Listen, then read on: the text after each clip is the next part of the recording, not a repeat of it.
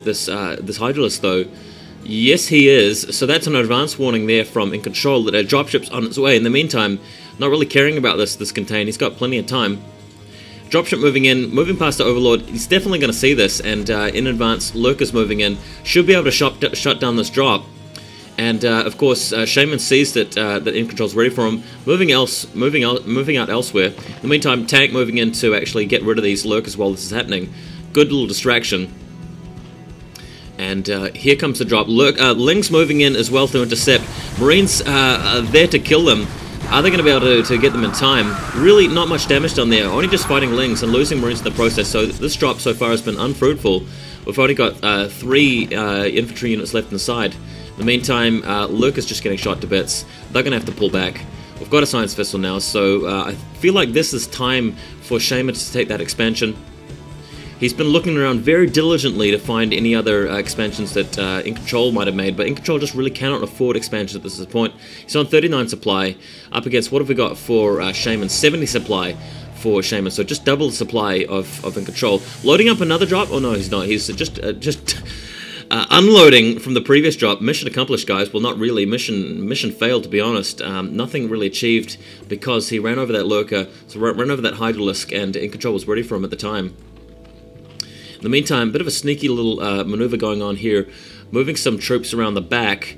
Is this a flank being set up? Is he going to try and mine this little blob of minerals? I doubt it. He'd be spotted as soon as he did so. Instead, he's coming back, trying to get into position to stop this little push out here. Shaman, seeing this morphing Lurker, should be able to take it out before it hatches. No problem at all, especially with that tank and support, making a mockery of that arbor and just killing it. So quick cancel there. And just so few troops in the field. Don't really know what he can do. He's got the Scourges out. Hopefully he can nail a Science Vessel. But just too many troops in the field. We've got... have we got any upgrades coming along? Just going to have a quick scout around here. +1 weapon's nearly finished. I like this bunker as well, just in case any drops come in from the zerg side. And troops coming back here. Doesn't really need to push out so quickly. There's no time limit, really. There's no big time limit on Shaman at this point. He can wait around for quite a while. He can afford to make a mistake or two before the game is over, just given the good position that he's in. Despite those 2 failed drops that he had, well, the failed drop plus this failed sweep around with his medic marine team, he's just done so well from that early rush. It just works so well. It nearly won him the game initially. I'm surprised that it didn't, but it's left the economy of Incontrol in tatters, and now inevitably he's going to face this, the big wall, the tanks just on this doorstep. He's probably going to have to mine this location here and move out if he wants to survive later on. In the meantime, he's got Lings in position, but this is the beauty of it. Because that second base hasn't been taken there by Shaman, no real harassment could be done. I mean, normally you'd be able to send Lurkers and stuff around the back and actually annoy the Terran player by killing their civies over the ridge there. But because... vessel being taken out in the meantime. Just thought I'd spot that. In the meantime, we've got the radiator going off of those Lurkers. Ouch!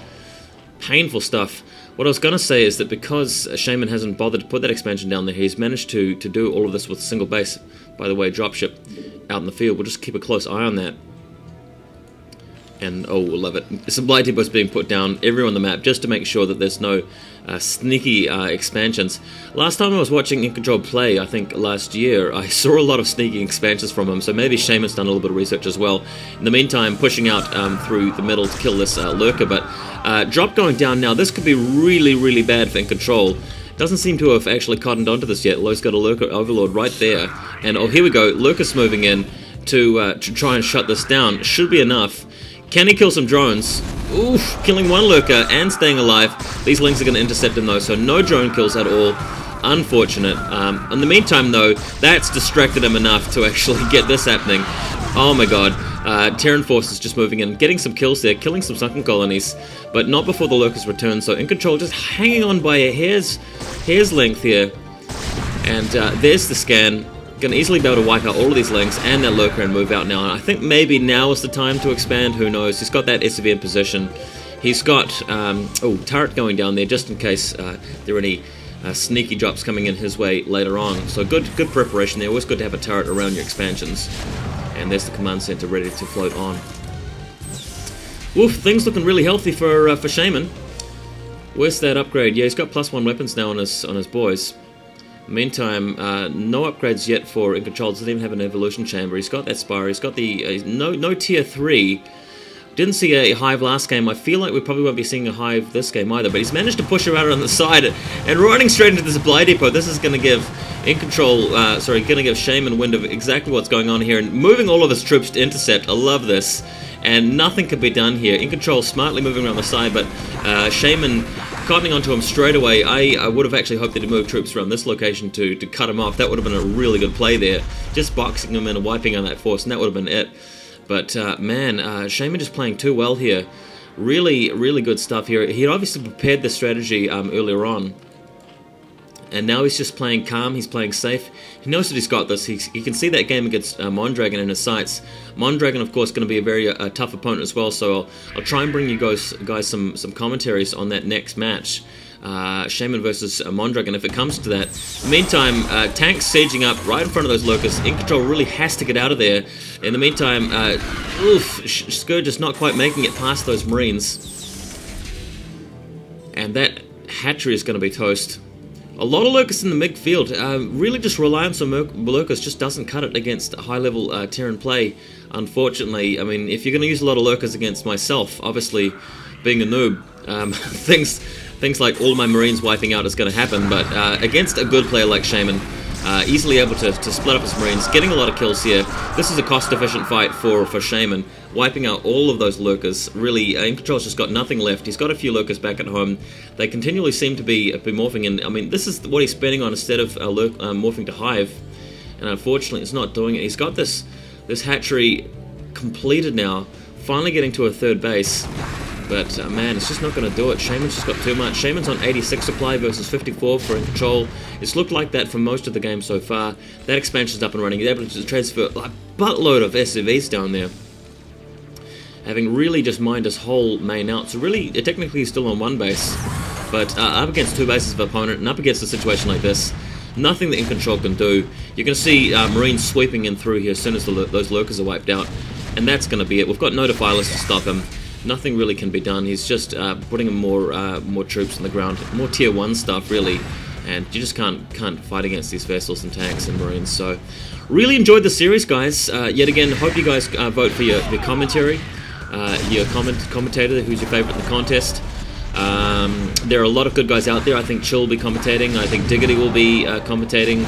Hopefully guys like Juice and other SC2GG.com guys, as well as some of the good players that you see on Team Liquid, and any freelance dudes who aren't really affiliated with either site.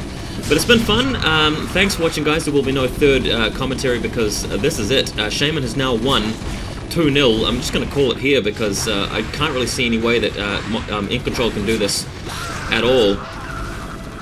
Terran Might moving in.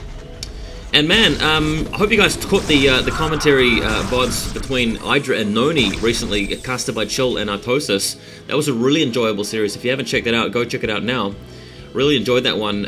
Very, very high level play. Good to see Hydra in some good form, and good to see Noni in some good form as well. He's been inactive for a while, and really seeing such high level play from him as well. Check that series out now if you haven't.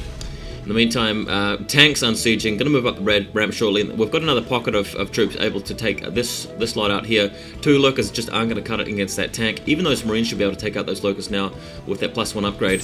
And Lings, again, only needs a few Marines to take care of them. So that's it. And,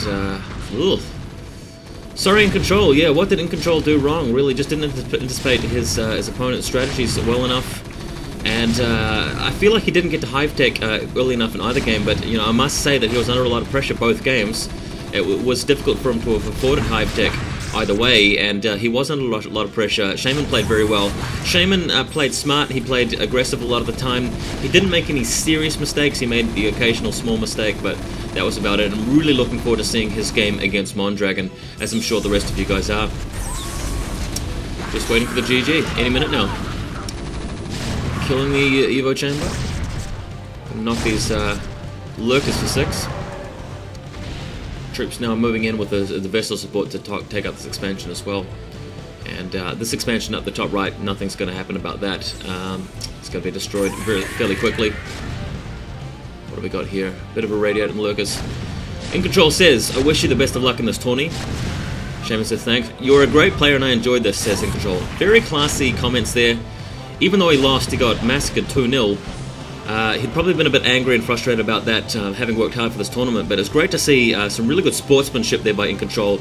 Obviously known for a bit of trash talking on the forums, but obviously when it comes to serious play in tournaments, we see a lot of class there. So thanks for participating there, Incontrol. You played well, and hope to see you again in